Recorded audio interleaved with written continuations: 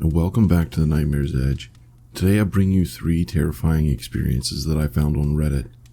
If you wish to read the stories yourself, be sure to check the description for their Reddit handles and the links to their stories. Also, if you would like to submit a story of your own, my email will be listed in the description as well. Now sit back, relax, and let me tickle your inner fears. Today's first story comes to us from Top-Frag, entitled The House on Lake Road. This is going to be fairly long. I'm not sure why I never looked to Reddit to post this, but here I am about 9 years later to recollect my encounter. People in high school had always talked about this house out in the country that was abandoned and badly burned.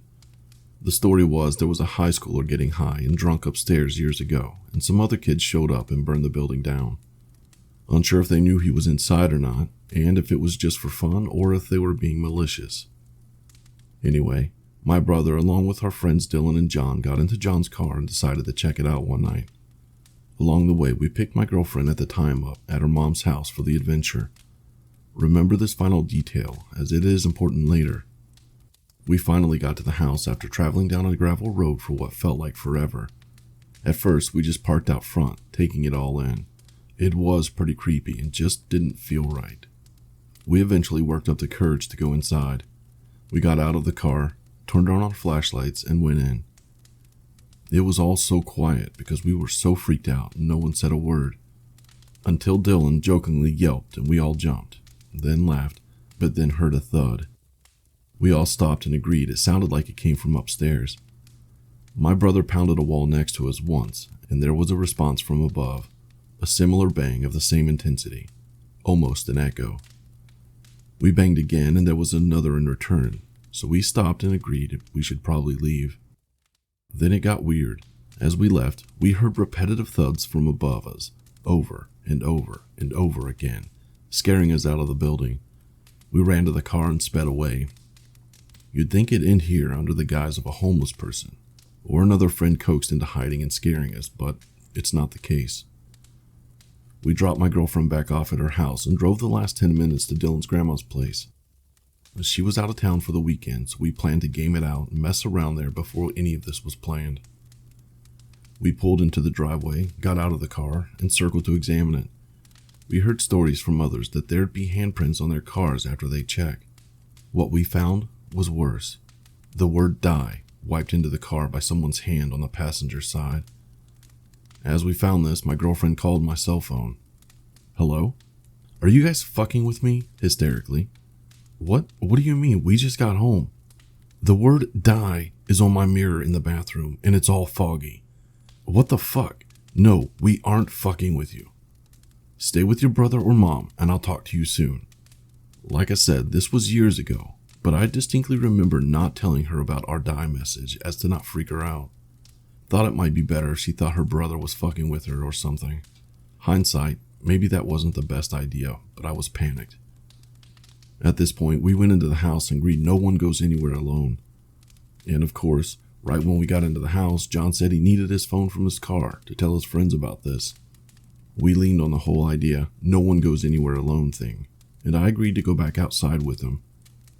Right before we got to the car, there were 4 clicks and each door locked. We sprinted back inside to find Dylan complaining of his arm burning before we could even tell him what happened. He ran it under the sink as we thought maybe he brushed up against something poisonous by the house.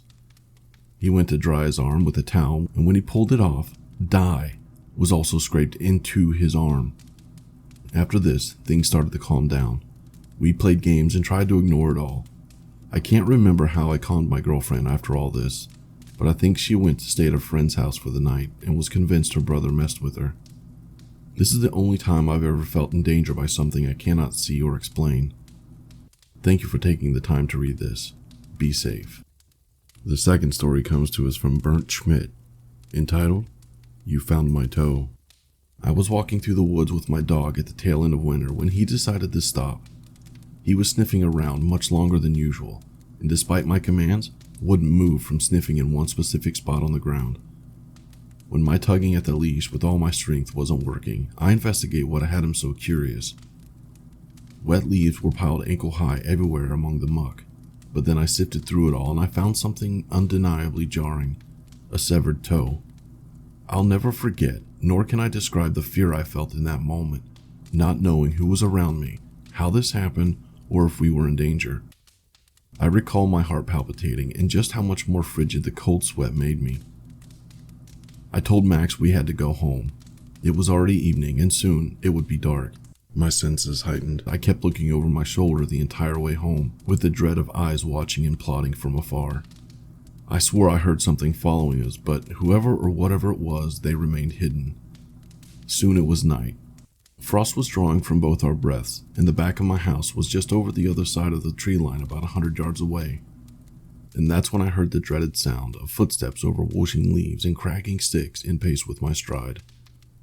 I'm a pretty big guy. People don't generally mess with me. None would follow a guy my size with a 120-pound German Shepherd. Whoever it was had to either be crazy or armed, or worse, it could have been a large bear, which would have been all the more precarious. Max and I started to run. We were practically sprinting, and soon we were about to break through the trees when Max halted, me nearly sliding backwards, and began to growl. Once again, I couldn't get him to move, but this time he was really pulling. And then he did something which was completely and utterly unlike him. He hid behind me and began to whimper, like he saw what I couldn't, and became instantly frightened. And then, not but a few feet in front of me, something made me want to jump out of my skin. A voice said in almost a whisper, "Do you have my toe? I've been looking for it." The voice that spoke didn't sound like a woman or man, but something in between. I never saw it. My dog pulled with all of his might for us to go home. The hair standing all over my body, we did just that. I spent the rest of the night looking out the windows. When I was in bed, I did notice the floodlights in the backyard turning on and off repeatedly, but I didn't go down to see what it was. I can't account for anything that happened that night.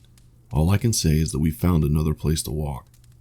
Whoever or whatever it was, they just didn't seem to be living. Maybe it was a person, but that would mean they'd have had to silently follow me for 3 miles all the way to my house. That's just demented. But something struck great fear in me that night. If only I'd have looked outside, I might have been relieved that it was just a kid playing a prank, and that maybe the toe was fake. But finding that thing was a 1 in a million shot, so I have to disagree with the hoax theory. The end. Our last story comes to us from KittyKatHasClaws, entitled, "Not All Guests Are Welcome." I have been working for an independent hotel for just over 4 years now. We're the #1 rated hotel in our city and proud of it. I mostly work in housekeeping, but I've done some time at the front desk as well. I love my job, and have always said that my bosses are great. Now, being a housekeeper, I've seen some things. I've seen a room where someone snuck in their dog, kitten, chickens. We don't allow pets. I once had a room that I was cleaning as a stayover that had tripods set up around the bed, professional camera equipment cases, an adult-sized pacifier, on site, and extra large-sized child's diapers. The 2 people that were in that room were in their early 20s. I even had a room once that we had to call the cops on for a raid because we found meth. They found a lot of drugs and guns in that room.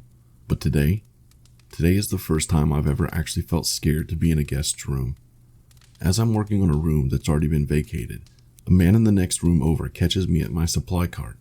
He's set to be staying for several days and tells me, "You can go ahead and clean my room now. I'm going down for breakfast." Excellent. I love getting my stayovers done early on. It makes things easier for people working laundry. The sooner we get the dirty laundry down to them. So I pop over into his room, opening it up and propping the door open with the stopper like we always do. The first thing I noticed is that he has around 20 prescription bottles lined up on one of the 2 beds, along with insulin and needles. I'm nosy, I'll admit it, and I wanted to see what he was on. Oddly, it was only 2 different types of medication for all 20 bottles. About 2/3 were diabetes medication, and the rest were a cholesterol medication. That's a little weird that he has so many bottles of the same meds, but whatever. I go to make the bed and see that some of the bedding has been stained, and sigh, knowing now I'll have to change all the bedding instead of just being able to turn down the sheets and blanket. So I leave the room, closing it behind me to get the linens I need, and then head right back to the room. I prop the door open again and head to set the clean linens on the desk chair when I see out of the corner of my eye 2 notes sitting on the TV armoire. It wouldn't mean anything except I caught the word kill scrawled on it. I dropped the linens and took a closer look. What I read on the first note made my blood run cold. You don't have to forgive her, you just can't kill her. You are here to take money and alcohol away from you. Get over having to kill her and you can safely leave. My heart was pounding. My eyes went to the second note, which just looked like a to-do list at first, but in the end made my stomach churn. Spray and wash. Apply for Medicare. Insubordination. The soul is healed by being with children. Bank card follow-up. Inheritance. Savings. Pop 10,500. Map Montana. There will be a day of reckoning. Did you tell Mom what I said? How did Bev get my address? It was too much. I quickly snapped pictures of them on my phone so I could show my boss why I would not clean his room. I left the room quickly, closing it up behind me. As the door closes, I turn and I see the man just 10 feet away from me, coming back to his room. My heart is in my throat, but I manage to smile and tell him, I need more supplies. I'll be back to your room in a bit. I take off straight for the elevator, having noticed our maintenance man waiting for the slow transport. In a hushed tone, I tell him what I found, and he sees I'm shaken, not a normal state for me.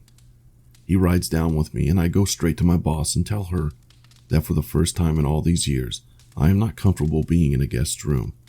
I show her the pictures, and her face is still and pale. She goes to the front desk and asks our general manager for a minute of her time and brings her into the office to show her. She agreed. This was not a safe situation, and she took our maintenance man with her to go inform the man that he had 1 hour to get his belongings and leave the hotel, and he was not welcome back. I spent a few minutes in the laundry room trying to calm down. Then my boss went back up with me to the floor until the man was officially out of the hotel. I don't know who Bev is. I don't know who the woman is that he didn't feel he needed to forgive. But man in room 422, let's never meet again. Thanks again for stopping in. I hope you enjoyed today's stories. There are so many unknown things out there that continue to baffle and amaze me. Thank you, authors, for sharing. Again, if you wish to check out those stories, check the description. But until next time, remember, just because you couldn't see it, doesn't mean it wasn't watching you.